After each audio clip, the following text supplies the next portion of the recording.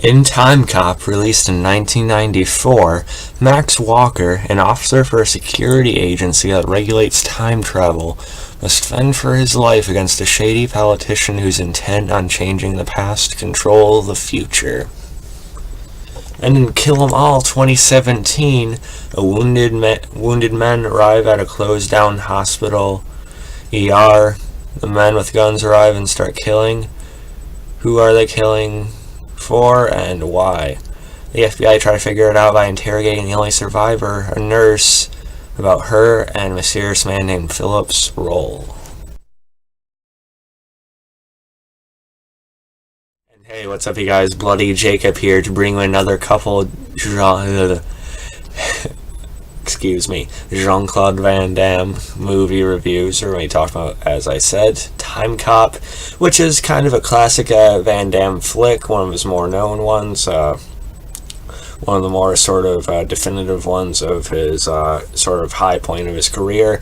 And then you have Kill 'Em All, which just came out a couple of years ago in 2017, and you know, it's again more of a representation of the kinds of movies he does now, whether you feel good or bad about that. I decided it'd be good to, just sort of put like 2 and 2 of, sort of different Van Damme eras with each other in a video. Again, not a QMR, not a quick movie review. When I do those, I tend to make them like 3 or more movies in one video. If it's just 2, it's more like a double feature like I've done of Lundgren recently as well.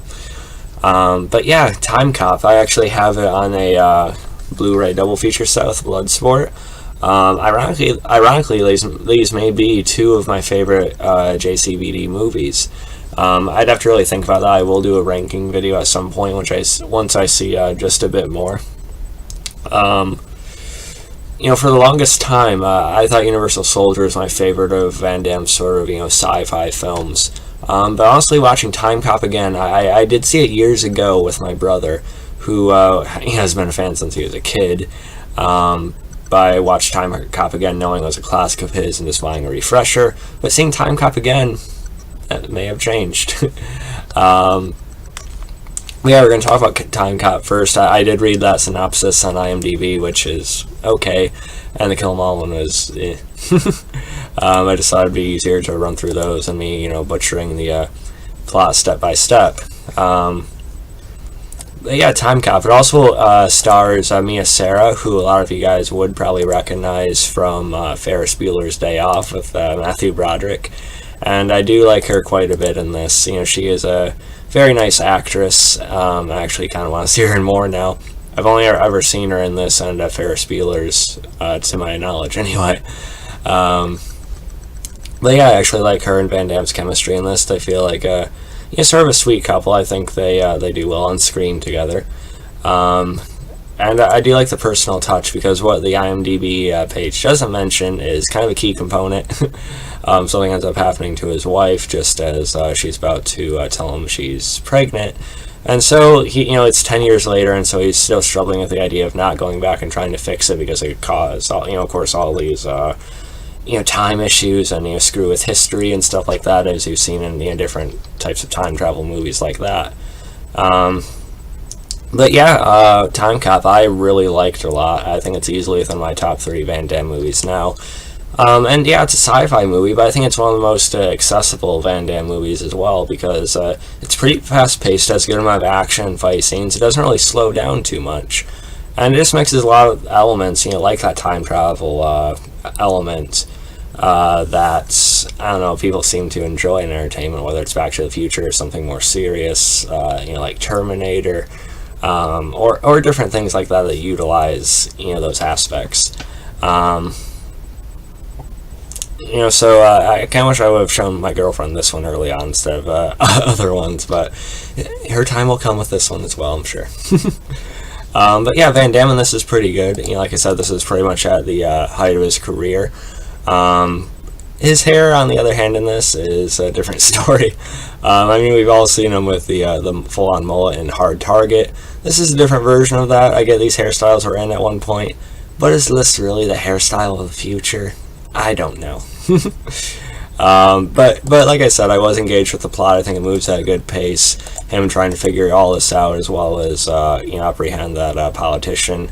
I thought actually played together pretty nicely, and the ending is very pleasing.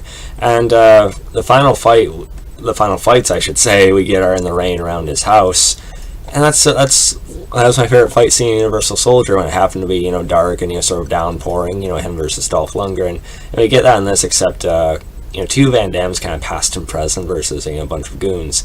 So that was pretty fun. It just adds a certain mood whenever it's raining. It just works. And you also have this other sort of side character in it, played by Gloria Rubin. She plays Fielding. She sort of becomes his partner midway through the film, and I thought she was played pretty well as well. She wasn't flat or bland. She easily could have been, but I thought the actress did a nice job.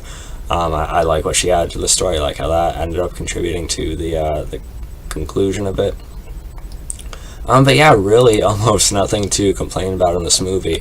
I also really like Van Damme's boss in this movie. Yeah, Bruce McGill. I thought he had a bit of a charisma to him, and I like sort of him and Van Damme's banter as well. If I had to rate Timecop, I'm honestly giving it about a A- or 91%. Like I said, probably my very favorite Van Damme films now after rewatching it. Very happy I did, very happy to have it on Blu-ray with Bloodsport. And moving right along, we're going to talk about Kill 'Em All, which again came out in 2017, and I did just get the Blu-ray of as well.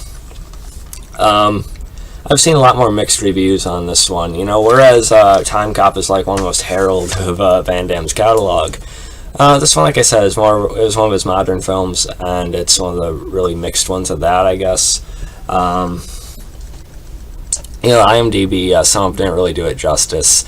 We basically have this injured man, Van Damme, who gets into a hospital, and these men are after him for some reason. And slowly throughout the movie, we basically have it pieced together why they're after each other, what their ties are to each other. And Van Damme's character is actually pretty interesting in the movie. I like the layers they added to him. The interrogation thing, though, I felt like they cut back and forth between that and what was going on in the hospital a bit too much. How they spliced it together, I think that was done a bit too much.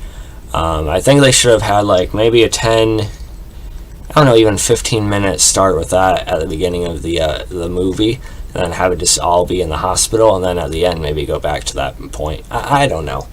But we do have, I should mention before I get too far, we also have Peter Stormare, in this as one of the leading FBI agents. And you've probably seen him in something. I mean, he was in John Wick recently as well, along with David Bernhardt, who we'll talk about more in a minute. But yeah, he's kind of known for playing the bad guy, so this is a bit of a different role for him, kind of that sleazy, very sort of uneasy type of guy in a movie or a show. But here he is here as the lead interrogator. But of course, he's not a very nice guy initially either, so, it can kind of work. But yeah, this isn't a perfect movie to me, but I don't see how you couldn't enjoy at least some of it if you're a fan of Van Damme. The action is pretty consistent. I mean, I will say the editing is a bit choppy in this. I think the guy was a first-time director. I also read somewhere he's a friend of Van Damme's as well, so that may have been why Van Damme took on the project with him, who knows. But the editing is a bit off. It does get a bit choppy in the fight scenes, which is unfortunate. And I know Van Damme used a stunt double in this as well, which is something a lot of people complain about too. But you gotta understand, Van Damme, I believe, is in his 60s. Let me look up for sure, just for the sake of the argument. Okay, 58, but still, he's getting up there in age. And I've seen videos, the guy is still in pretty damn good shape. And I know with how much pride he takes in that, he really probably does try to do what he can in the movie.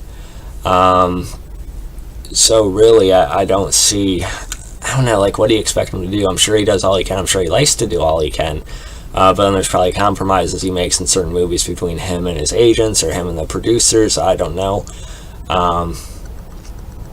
But they still do try to go for some shots where you can tell it's him. He likely did do some things in the movie, and I think it works for the most part. It's not the best fight scenes you'll see of the guy. I wouldn't say watch this movie first, but especially in his fight with David Bernhardt in the movie, they do make it feel fairly hard hitting. I liked how that played out. That was pretty physical. I really felt like these guys were both two lethal killers who were waiting for him to collide throughout the movie. And it was very ironic as well because Bernhardt, of course, starred in the two sort of direct-to-DVD sequels of Bloodsport back in the day, so that was fitting as well. And as well as Van Damme's son, Chris Van Damme, he has a fight with pretty early on in the movie. Or that's Bernhardt again, excuse me. But yeah, pretty early on in the movie, they do go at it, trading some windmill kicks and stuff, and it's pretty good. Again, the editing is a bit fast, but it is what it is. And I also gotta praise the main actress, Autumn Razier, who played our nurse here. I thought she did a very good job. I was actually pretty impressed by her. Her and Van Damme do share some good scenes together, in fact, a touching moment or two, and Van Damme does give a pretty damn good performance in this. Similar to a movie called Pound of Flesh, he's playing a guy on the verge of death, he plays that sickly, kind of weak type of, movement, and just the way he's talking and his face and everything, but he does pretty well with it, I think. People complain that he's done that type of thing too many times now, but I'm okay with it. And again, Autumn, I think she did a really nice job. She got involved physically as well, and that looked better than I thought it would. And the ending, I also gotta praise the ending. I'm not gonna go too far into it because I do gotta go take care of some stuff, but the ending, they throw a couple twists in there, some maybe a tad bit of a stretch, but I actually think it added to the movie. It made it more interesting and sort of added some, I don't know if I want to say layers, but sort of different angles to it that you weren't expecting them to insert into this movie, which you'd think would otherwise be pretty simplistic. But yeah, overall, it's not a classic. There are issues with it. It's a bit choppy with the fight scenes, and it cuts between that and the interrogation a bit too much. But I think it's enjoyable, and I liked it. I know it's not perfect, but I'm rating it a B, an 85%. So yeah, let me know what you guys thought about it. You can follow me on Facebook, Twitter, like, subscribe, and I'll catch you guys next time. Peace.